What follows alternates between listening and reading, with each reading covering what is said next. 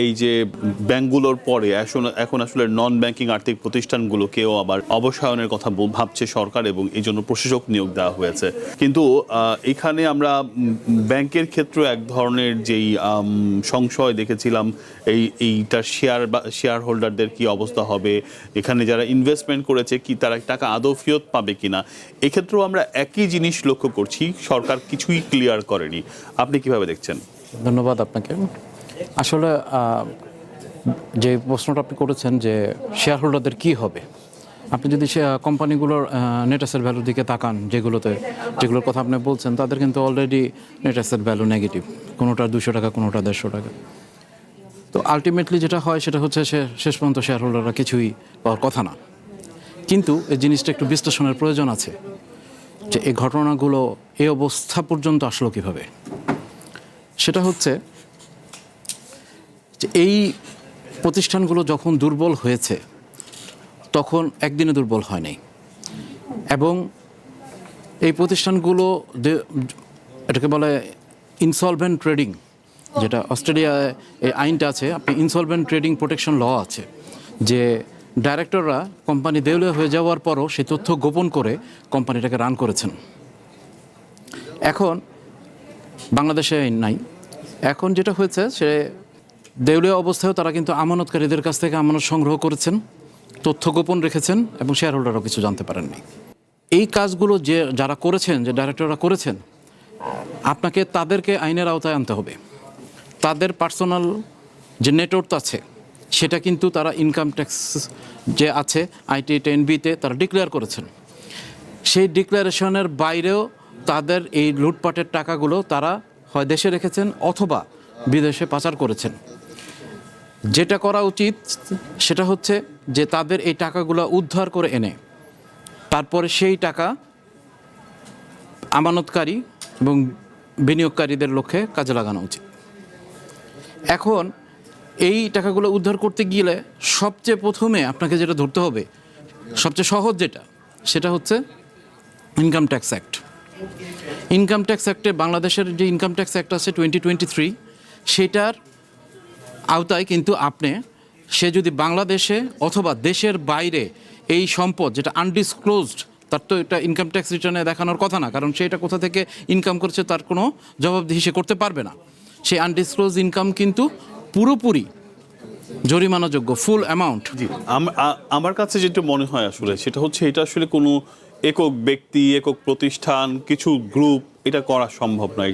এখানে একদম সরকারি পর্যায় থেকে উচ্চ পর্যায় থেকে এই টোটাল চেইনটার মধ্যে ছিল বলেই এটা এত সহজ হয়েছে। না হলে নিশ্চয়ই বাংলাদেশের একটা আইন আছে, নিশ্চয়ই বাংলাদেশ ব্যাংকের মনিটরিং আছে, সব কিছুই আসলে ফেল করেছে। জি, সব ধরনের সুপারভিশন ফেল করেছে। This is regulatory failure. ঠিক আছে, এখন ফেলিওর যেটা হওয়ার সেটা তো হয়েই গেছে। হয়ে যাওয়ার পরে সব শেষে যদি আপনি এসে সব ইনভেস্টরদের উপর দায় চলে আসে যে তারা শেষমেশ কিছু পাবে না, কারণ আমানতকারী তো কিছু পাচ্ছে না, ইনভেস্টরের দায় তো ইনভেস্টর তো পাবে সবার শেষে, আগে তো আমানতকারীকে পেতে হবে, তারপরে ক্রেডিটর্স আছে, এভাবে সিকোয়েন্সিয়ালি আপনাকে আসতে হবে। তা আপনার যদি চেইন যেটার কথা বলছেন, কেউই তো আইনের ঊর্ধ্বে না, চেইনটাকে ফুললি আইডেন্টিফাই করা সম্ভব।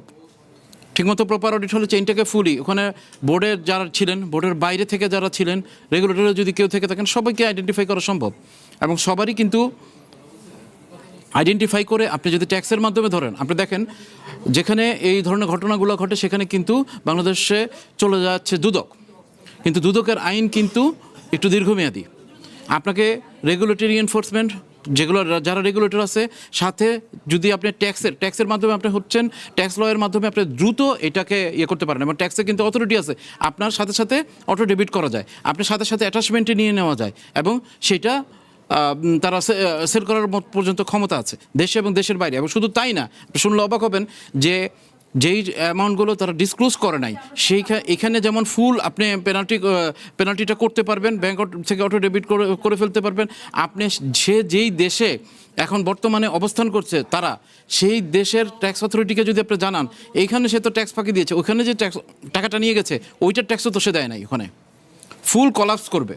জি, তার মানে এইখানে চাইলে আসলে আমি এটাকে এখনো ক্যাপচার করতে পারি যদি এখন আমি আপনি চাই। ক্যাপচার করতে পারেন, এর জন্য দরকার রেগুলেটরদের সমন্বয়ে।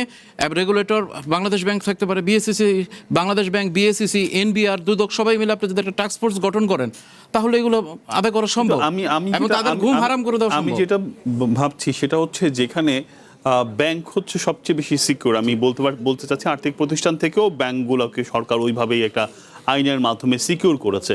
সেখানে আমরা ব্যাংক মার্জার হয়ে যাওয়ার পরে দেখছি আমানতকারীরা এখনো দাঁড়ে দাঁড়ে ঘুরছে, তার আমানতের টাকা ফেরত পাচ্ছে না, প্রয়োজন 5 লাখ টাকা পাচ্ছে 1 লাখ টাকা, এই ধরনের অবস্থার মধ্য দিয়ে যাচ্ছে। এখানে যারা আমানত করেছে তাদের ব্যাপারেও তো আসলে একই অবস্থা আমরা দেখতে পারবো। আমরা আসলে যারা ক্যাপিটাল মার্কেটের সাথে কাজ করি তারা কিন্তু দীর্ঘদিন যাবৎ মানে যেটা দেখি যে বাংলাদেশের মানুষ তো এটা আসলে কল্পনাই করতে পারে নাই যে ব্যাংকে টাকা রেখে, পুঁজিবাজারে টাকা রাখলে সে রিস্কি ফিল করতো। ঠিক আছে, ব্যাংকে টাকা রেখে কোনোদিন টাকা পাবে না, এটা বাংলাদেশের মানুষ কোনোদিন কল্পনাও করে নাই। ঠিক আছে, এবং সেটাই এখন দেখতে পাচ্ছে। জি, সেক্ষেত্রে আপনি বলছেন এই যে আমরা তো জানি যে পিকে হালদারের ঘটনার পর এই ধরনের ঘটনাগুলো আমরা বের হতে দেখেছি। এটার শিকড়টা কি আরো আগে থেকেই বা এরকম ছড়ানো হয়েছে বা এরকম টাকা নিয়ে চলে যাওয়া হয়েছে আরো আগে থেকেই, নাকি এটা জাস্ট ওর পর থেকেই শুরু হয়েছে? না, এটার আগে পরের সময় আইডেন্টিফাই করা তো আমার পক্ষে সম্ভব না। এগুলো যখন নন কমপ্লায়েন্সগুলো যখন হতে শুরু করে তখন সেই নন কমপ্লায়েন্স প্রথমেই ধরার মেকানিজম আছে। ওকে, ঠিক আছে, মেকানিজমগুলো কি? মেকানিজমগুলো সে এই কোম্পানিগুলোতে কমপ্লায়েন্সের বিষয়গুলো দেখা বা অডিটের বিষয়গুলো দেখা, রেগুলেটরের পক্ষ থেকে দেখা।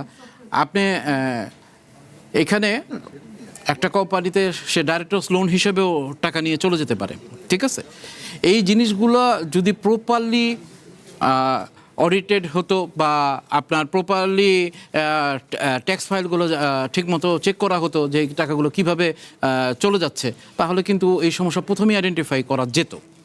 এবং এই যে আমি যে বললাম আপনার অস্ট্রেলিয়াতে আছে ইনসলভেন্ট ট্রেডিং প্রোটেকশন ল, এটাতে কিন্তু ডাইরেক্টররা লায়াবল হয়, ডাইরেক্টরদেরকে পেনাল্টি দিতে হয়, ডাইরেক্টরদেরকে জেলে যেতে হয় দীর্ঘ সময়ের জন্য।